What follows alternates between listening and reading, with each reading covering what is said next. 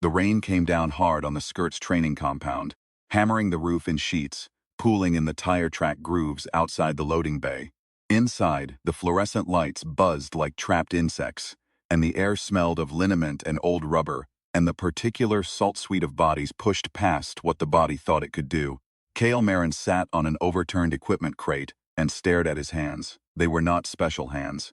The knuckles were scarred in a way that had nothing to do with glory, and everything to do with concrete and repetition, and years of not knowing when to stop. The left index finger, bent slightly at an angle it was not born with. There was a burn scar on the right palm, shaped vaguely like a crescent moon, from the time he'd grabbed a live relay cable at the Vega 3 forward base and pulled it free of the alien charge node before it could cascade through the ship's atmosphere processors and kill everyone on board. He hadn't thought about it before he'd done it. That was the thing people always got wrong when they told the story afterward. They said he'd made a decision. He hadn't. He'd just grabbed. That, his commander had told him afterward, is what makes you dangerous. He was 31 years old, which meant he'd been fighting since he was 17. Not all of it in uniform, not all of it with weapons anyone would recognize, but fighting. The Thresh hadn't arrived until he was 22, which meant he had 5 years of civilian fighting behind him before the real thing started. Bar fights in the dock rings, competitions in half-legal underground combat circuits that paid in scrip, and the occasional broken rib.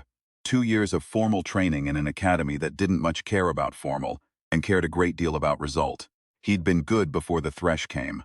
After, he'd become something that didn't have an easy name. The compound door opened and Commander Sarah Okafor walked in, shaking rain from her braids. She was tall, narrow through the shoulders in a way that fooled people until it shouldn't. And she carried herself with the particular stillness of someone who had never in her adult life been afraid of a room she walked into. Behind her came 3 of the Fist Sages. Cale stood without thinking about it. That was the effect the Fist Sages had on you, if you had any sense at all. There were 7 Fist Sages left in the known reaches of humanity's surviving fleet. 7 masters who had developed, over decades of contact and study, the ability to channel what the Gakiryu called the resonance. A combat methodology that pulled on something cellular and ancient, some preverbal understanding of motion and force, and the geometry of a living body under pressure. The Thresh had their own version of it. The Fist Sages had taught humanity theirs. The 3 who came in now were Sharky, Bat Lee, and Elahung, the Red Team, as the training division had taken to calling them, though only Cale knew why. Sharky was short and built like a compressed spring, with small flat eyes that moved constantly and never seemed to blink. Bat Lee was almost inhumanly slender. Her movements when she walked, carrying that particular economy of motion that told you she was never moving without purpose. Elahung was enormous, wide as a bulkhead, with a gentleness to his big hands that was more unsettling than aggression would have been, because it told you the aggression was always a choice. Specialist Marin, Okafor said. Commander, you've been entered in the trials. Cale looked at her. Then he looked at the sages. Then he looked back at Okafor. The Fist Sage trials, he said. Not as a question, because he already knew the answer and just needed a second to absorb it. The full competition. 3 events. Red Team is 1 short. You've been volunteered. Sharky was watching him with those flat, moving eyes. Bat Lee had already looked away, which was from her, either dismissal or a form of acceptance he hadn't earned the vocabulary to read yet. Elahung smiled. It was a big, unhurried smile and it said nothing. What are the events? Cale asked. You'll be briefed, Okafor said. The competition starts at 0600. She left. The door closed. The rain kept hammering. Sharky said, in that precise, slightly too formal standard that told you the language had been learned rather than absorbed. You will need to sleep. I know, Cale said. You are not going to sleep. Cale looked at him. Probably not. Bat Lee, without turning around, said, the trials are not about winning. Every competition is about winning, Cale said. Elahung made a sound that might have been a laugh. That, he said, is why you will lose the first event. Cale wanted to argue he had enough self-awareness not to. He slept for 4 hours, which was 3.5 more than he'd expected. He woke in the dark to the compound's ventilation system cycling through its pre-dawn pressure equalization, that soft rush of recirculated air that had become, over years of living in pressurized environments, his internal alarm clock. He dressed in the dark, training blacks, grip-soled boots, the compression wrap on his left knee that he'd been meaning to replace for 2 weeks. He didn't look at himself in the mirror above the sink. He knew what he'd see, and he didn't need the reminder. Outside, the rain had stopped. The compound yard was wet and gleaming under the work lights, and the air had that particular stillness that comes right after weather, when everything is holding its breath. 3 other figures were already out there, running through forms so slowly they were almost stationary. The white team's human liaison pair, Dex and Mariana, moving in precise unison, and behind them watching with the patient attention of something that had been patient for a very long time. The white team's lead sage, Shafu. Kale had met Shafu twice. Both times had left him feeling that he'd been assessed by something operating on such a different level of perception that the assessment itself was almost kind. It would have been beneath Shafu to feel superior, the way it would have been beneath a mountain to feel superior to the people climbing it. Shafu was small. That was always the first thing. He looked like something that might live in a shrine, carved from old wood, precise and unhurried. When he moved like water finding its level, and when he was stiller than furniture. He noticed Kale without looking at him. "Specialist," he said. "Master Shafu, you were watching your hands last night." Kale was very careful not to ask how he knew. "Old habit," he said instead. "The hands are the last thing that matter," Shafu said. "When you understand that, you will stop watching them." He went back to watching his students. Kale stood there for a moment, feeling dismissed in the gentlest possible way, and then went to find his own team. The first event was announced at 0600 in the compound's main floor, with specialist Retsu Nakamura, who had the particular quality of looking like he was watching a documentary about whatever room he was in. Acting as judge and doctor, Ran Ishikawa behind a folding table with a data pad and an expression that said she was prepared for nothing to go correctly. The event was called the Resonance Dunk. 3 competitors from each team. The object, to maintain a resonance-channeled force strike for the longest duration against a calibrated resistance target. Not power, duration, continuity. Bat Lee went first for the red team. She stood before the target, a suspended disc of sensor mesh about the size of a serving tray, hanging at shoulder height, and did not prepare herself in any way that Kale could identify. She didn't shift her stance or breathe differently or close her eyes. She simply became still, and then her hand came up and touched the disc. The sensor array began logging. The readout on the display climbed and held. Bat Lee stood motionless, her fingers barely making contact, and the readout kept climbing, leveling off at something that made Ran pause and check the calibration. It held there for 1 minute, 2.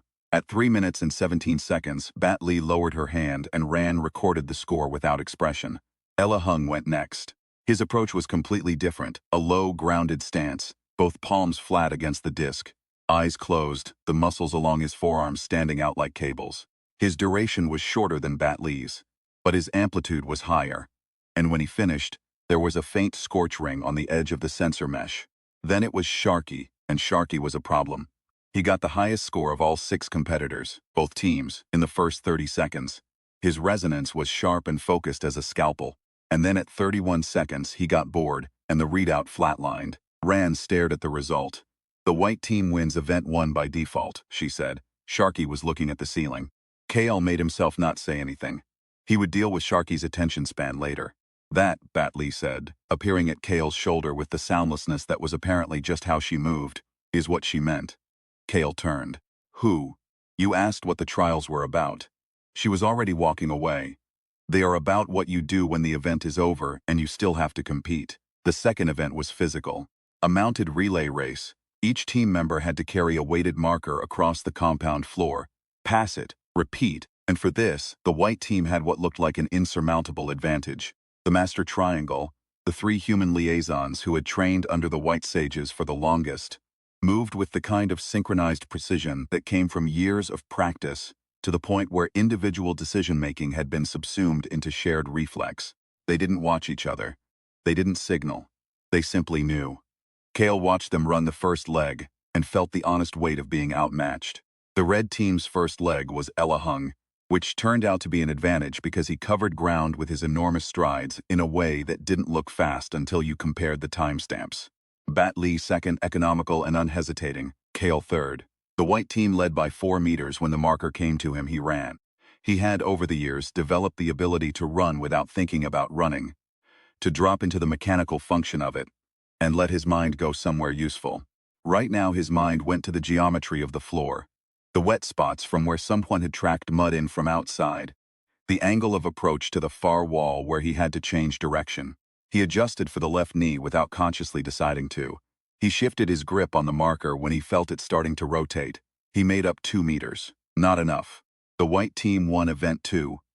But only by 1 point because Gory Apisol, the largest and most exuberant of the white team's support sages, had dropped a piece of fruit at the starting line. And the Master Triangle's lead runner had slipped on it in a moment that no one had planned, and that changed the geometry of the entire race. Point. Kale looked at the scoreboard. 1 event each. Tied, Rand said, with the tone of someone who had been quietly expecting this. Tiebreaker. Single event. 1-on-1. Sharky was supposed to compete in the tiebreaker. It became clear, in the 11 minutes between the announcement and the event, that Sharky had no intention of competing in anything that resembled the format being described. He was performing what could only be called a demonstration of personal philosophy using the clone fist technique, a resonance multiplication method that produced, at maximum output, essentially 3 Sharkies, all of whom had Sharky's opinions about the entire situation, none of whom were interested in a structured single combat event. He is going to fight outside, Elahung said, with the tone of a man describing weather. He can't fight outside, Kale said. There are rules. Sharky has always had a complicated relationship with rules, Batley said. He's going to take the fight through the compound wall, Kale said. Yes, said Elahung. Kale looked at the growing situation, at the 3 simultaneous Sharkies all arguing with each other, while somehow also managing to argue with Gory Apsal, who had entered the fray with the clone fist technique deployed, and was now producing 3 simultaneous Gories, all of them enormous, and all of them absolutely committed to their position. He looked at Ran, who was furiously recalibrating her datapad. He looked at Retsu, who had the expression of a man watching something he fully intended to describe to people later, at length. He looked at his hands. Stop watching them. He looked up. The situation was this. The tiebreaker had no competitor. Red team had Sharky, who was currently 3 people, and all of them were outside. Kale was here. He was 1 person and all of him was present. I'll go, he said. Botley turned. You are not a sage. No, he said. The tiebreaker is traditionally. I know what it traditionally is, Kale said. I'm not traditional, I'm here. There was a pause. Elahung was looking at him with those big, unhurried eyes. Batley was very still. Somewhere outside, the sounds of Sharky and Gory's increasingly expansive disagreement were audible. What can you offer? Batley asked. Not dismissive, genuinely asking. Kale thought about it. I don't know how to quit, he said. I've tried, it doesn't take. Elahung made the sound that might have been a laugh again. This time, it definitely was. His opponent from the white team was one of the Master Triangle. The one they called Vance, the senior liaison, the one who'd been training longest. He was older than Kale by maybe 5 years, with a quietness to him that came from a different place than Shafu's quietness. Shafu was still because everything was already decided. Vance was still because he'd learned to be, through discipline, and that kind of stillness was harder won, and in some ways more dangerous.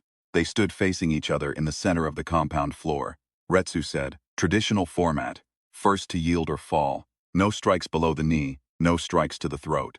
Resonance use is permitted but not required. He paused. Begin. Vance moved. He was fast enough that Kale's first 3 responses were entirely reactive, the body doing what it had been trained to do while the mind caught up. Left redirect, right weight shift, pivot away from the leverage point. He'd been hit before, he was hit now.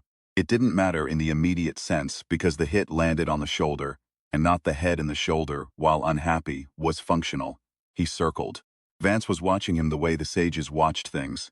Not at him but around him, reading the whole shape of him rather than any particular part.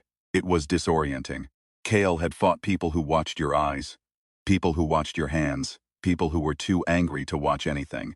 He had fought things that didn't watch at all, and operated on something more like proximity instinct.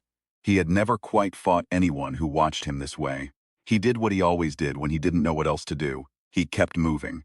He was not as fast as Vance. He was not as technically precise. He had never been to the academy that produced the Master Triangle.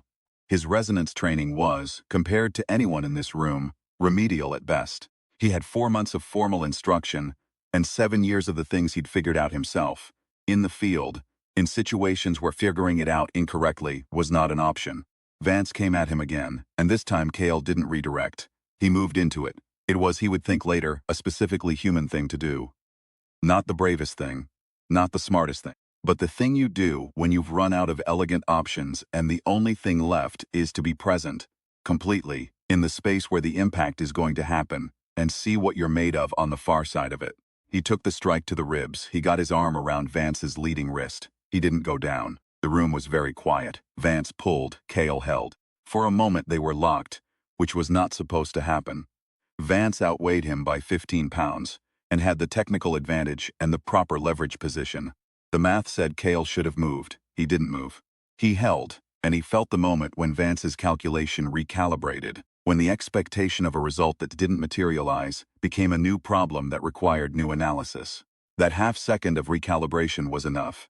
Cale pivoted, not away, still into, and used the full weight of his body, all of it committed. The knee that hurt and the shoulder that was going to bruise and the palm with the crescent scar, all of it committed to a single vector, and Vance went down. Not a fall, a landing. Controlled, trained, not panicked, but down. The room stayed quiet. Cale stepped back. His ribs were objecting loudly. He ignored them. Vance lay there for a moment, looking up at the buzzing fluorescent lights. Then he looked at Cale. Then he said in a calm, interested voice, "How?" "I didn't let the pain be a reason," Cale said. "That's not a technique." "No," Cale agreed, "it's not." Retsu, after a pause, said, "Red Team wins the tiebreaker." What happened next was not in the official record. Shifu came to find Cale in the equipment bay afterward, while he was wrapping his ribs with the focus of someone trying not to notice how much it hurt. The old sage sat on the overturned crate that Cale had sat on the night before. He watched Cale wrap his ribs for a while. "You used a technique that does not have a name," Shifu said. You moved into the strike," Shifu said. "You chose to absorb in order to close distance. It is a technique without a name, because it is almost never useful and very often fatal, and no formal school teaches it, because formal schools are concerned with survival as a primary outcome." He tilted his head. "You were not concerned with survival as a primary outcome." Cale thought about that. I was concerned with staying upright," he said. "Yes, which is a different priority." Shifu was quiet for a moment. The ventilation system cycled. Outside faintly, Sharky and Gory were apparently still going. "Where did you learn it?" Cale thought about Vega 3, about the relay cable, about the 9 months before that at the forward base on the ice moon, and the thing that had happened in the maintenance tunnels. He thought about all the moments that had accumulated into the person he currently was, none of which had been formal instruction, all of which had been variations on the same problem. The situation is impossible, and you are still here, and something has to happen. "I didn't learn it," he said. "I just kept doing it until I was still alive and the other thing wasn't." Shifu made a sound. It was very small and very warm, and it was the sound of something recognized the resonance. Shifu said, "Is not a power. It is not a force you generate. It is the alignment of will with body with moment. When those three things are the same thing, you are in resonance." He stood. He was very small standing up. "You have been in resonance many times," he said. "You did not know what to call it." "No," Cale said. "That is fine," Shifu said. "Names are for after. The thing itself came first." He left. Cale sat in the equipment bay and finished wrapping his ribs and thought about hands and what they were for, and what it meant to stop watching them and start using them. The medal ceremony was held in the main floor, which had been hastily arranged into something more ceremonial by the addition of a banner Dex had found in a storage locker that said annual competitions in 4 languages, 3 of which were incorrect. Dr. Rand stood at the table with the data pad and the expression she had maintained throughout, prepared for nothing to go correctly, vindicated in that preparation, but professionally calm about it. The gold medals were actually the Skirk's maintenance tracking tags, spray-painted yellow by Ele hung with admirable commitment to the project. They hung from lengths of cargo strap. Cale accepted his without irony. "There is," Retsu said. After the ceremony, standing beside Cale, and holding his own tracking tag medal with the manner of a man who would frame it eventually, a tradition. With the trials. What tradition? The winner of the tiebreaker briefs the new sages on the humans. Retsu glanced sideways. "When the new candidates arrive next cycle, you tell them about us. What we're like." "Why me? I'm the most junior person here." Retsu shrugged. "Shifu's choice. He says the junior ones see it clearest." He paused. "Also, you beat Vance, which is either unprecedented or embarrassing depending on which team you're on." Cale looked at the gold-painted tag in his hand. He thought about what he would say to whoever arrived, about what humans were like. He thought about how you explained that to someone who had not been one. You could list the physical specifications. Bilateral symmetry, endoskeletal structure, approximately 37 trillion cells, operational temperature range, sleep requirement, caloric intake parameters. You could explain the institutional history, the academies, the training programs, the chain of command, the regulations. Or you could try to explain something harder. The part that didn't have a specification, the thing that lived in the gap between I should stop and I'm not stopping. The thing that made a person grab a live relay cable without deciding to. The thing that moved into a strike instead of away from it, because a way had run out. The thing that sprayed maintenance tags yellow and hung them from cargo strap and called them gold. He turned the tag over in his scarred hands. Crescent moon burn, angled knuckle, all the accumulated record of having not stopped. I'll figure out what to say, he told Retsu.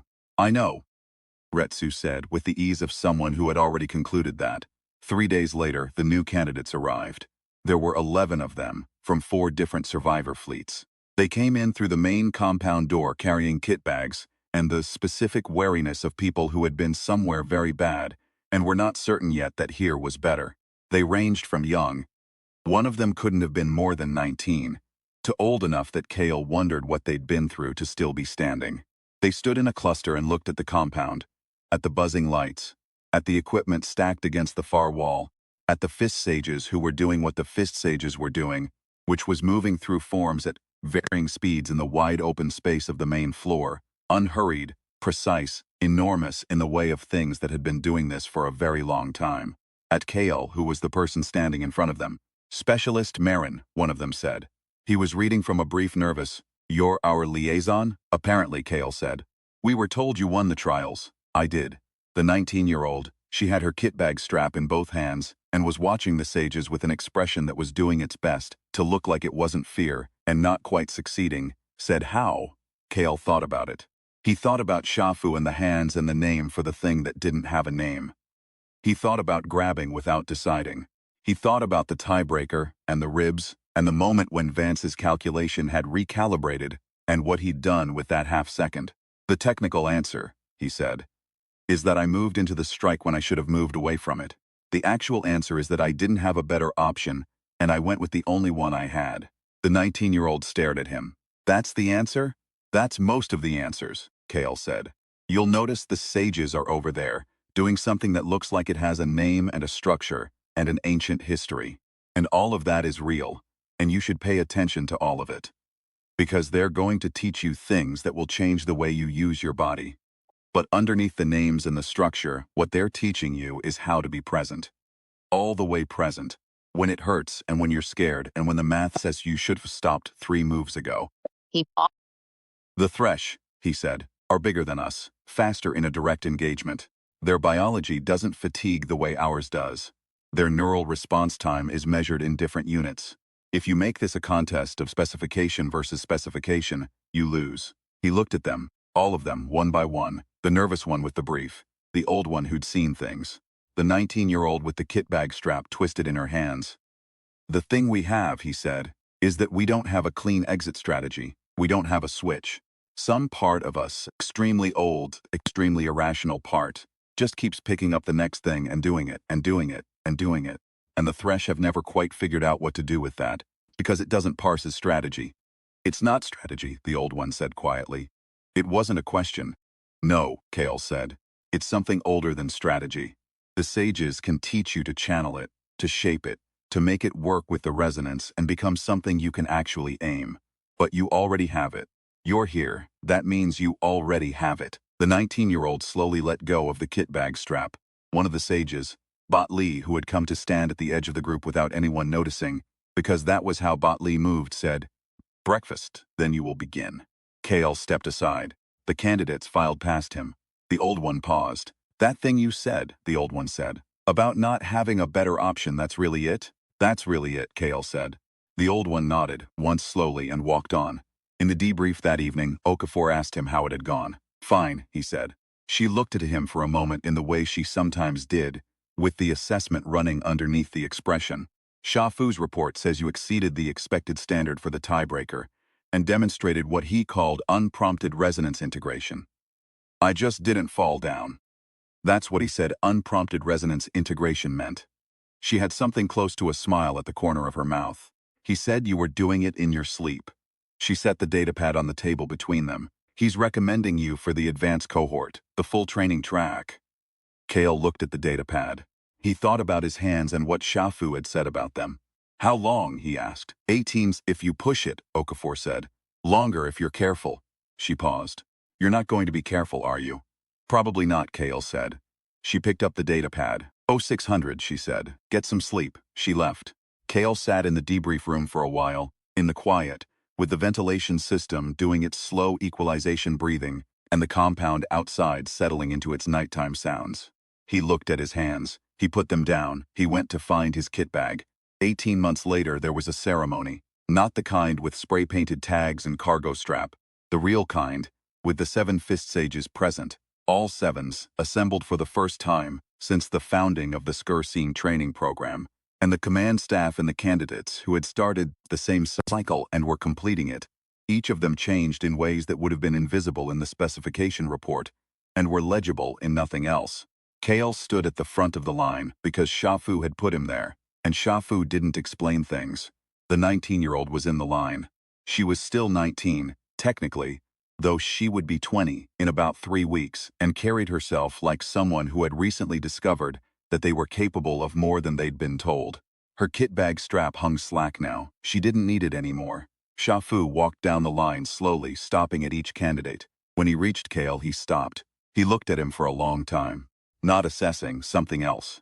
You know what you are now, Shafu said. It was not a question. Kale thought about it. He thought about 18 months of being broken apart and rebuilt with better joints. He thought about the first time he'd held the resonance, without trying to hold it, just let it happen, and the sensation of that, like everything in his body had briefly become one thing instead of many things arguing. He thought about the new candidates and the old one's quiet nod and the 19-year-old letting go of the kit bag strap.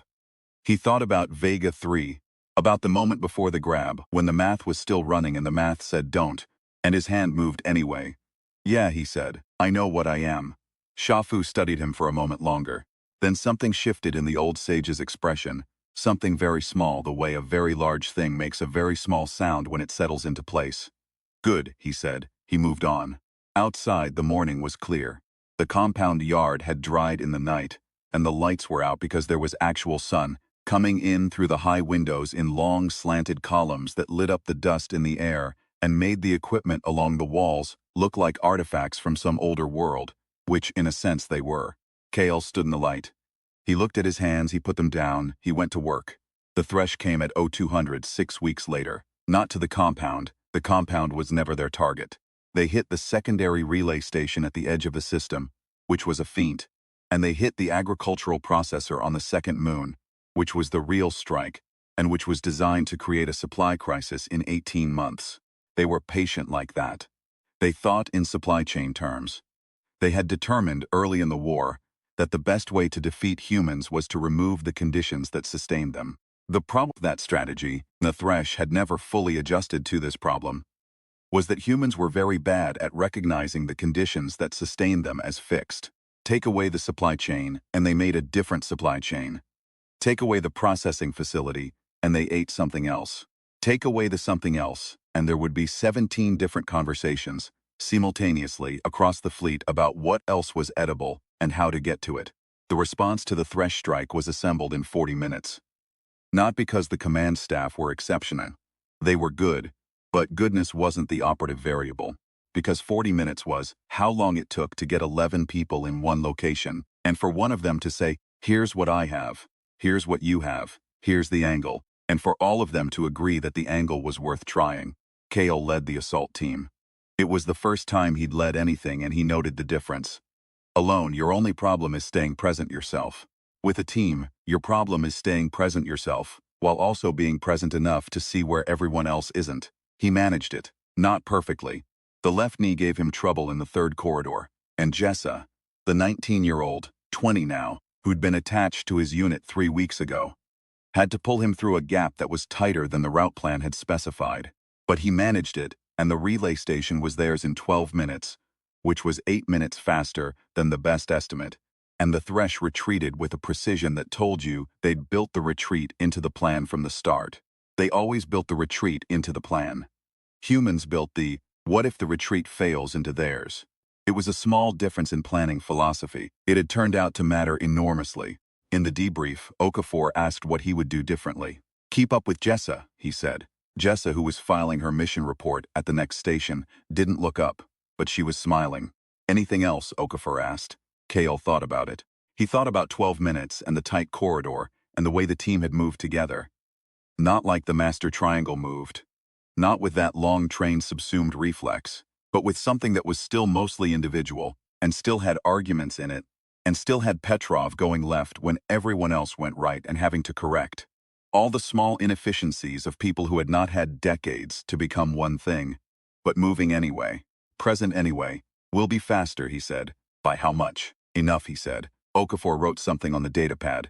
He knew better than to try to read upside down. The fist sages, she said, without looking up. Sha Fu said you're done with the formal track. Yes, he also said you've started teaching, informally. She looked up. Informal becomes formal, she said. That's the job now. Kale thought about standing in front of 11 candidates with kit bags, looking for what to say about what humans were. He thought about how what he'd said had been the truth, but not all of it. The rest of it was harder to say and took longer to earn. I know, he said. Years passed. Wars do not end. They change shape. What had been an existential collapse, the first decade, the systems going dark, the counting of what was left, became something that could be called a conflict, which is war's more ostensible form, the form that can be survived long enough to build around. The Sotkov compound expanded. The training program produced cohort after cohort of people who knew what they were. The fist sages were fewer. Age in the field thinned them, as it thins everything. But the ones who remained were teaching people who were beginning to teach, and the methodology was spreading into the wider network of humanity's surviving civilization in the way that useful things spread, by being useful. Sha Fu died on a Thursday, not in the field, not dramatically. He was training a candidate group, and he sat down on an overturned equipment crate and he was very still for a while. And then he was not breathing. And when Kale reached him, there was nothing particular on the old sage's face, except the specific piece of someone who had finished. They buried him with the spray-painted tag, Ella Hung's idea. No one argued. Kale stood at the grave for a while, alone after everyone else had gone in. He thought about hands. He thought about the thing Sha Fu had said about names, that names were for after, that the thing came first. He thought about all the things that had come first, in his own life, that only acquired names later. The grab at Vega 3, the pivot in the tiebreaker, the morning he'd stopped watching his hands and started using them. He thought about the candidate who was going to arrive in 2 weeks, the new cycle, the newest cohort, 11 more people from the remnant fleets with kit bags and wariness, and the specific quality of having come through something and still being here. He thought about what he'd tell them. He thought he had a better answer now than he'd had before. He turned away from the grave and walked back toward the compound, through the morning light, through the yard that was dry and bright with early sun, past the equipment and the gear, and the people moving through forms in the open floor with the slow, deliberate intention of the thing becoming part of you. The thing becoming muscle memory. The thing becoming reflex. Becoming response. Becoming the part of you that acts before you decide to act. At the compound door, he stopped. One of the newer instructors, a woman named Soon, third cohort, who had become one of the best teachers in the program and had a particular gift for finding what each candidate was most afraid of and asking them to look at it, was watching him. Ready, she asked. He thought about it. He thought about 31 and 48. He thought about all the things he'd learned and all the things he still didn't know and the difference between the two, which was mostly that the second list was longer, and he'd stopped being frightened of that. Yeah, he said. He went inside. Outside in the yard, the sun moved slowly through its arc the way suns do, indifferent and sustaining, and the compound breathed its slow, pressurized breath, and the forms continued. Have always continued, will continue. The long, slow work of people learning what they are.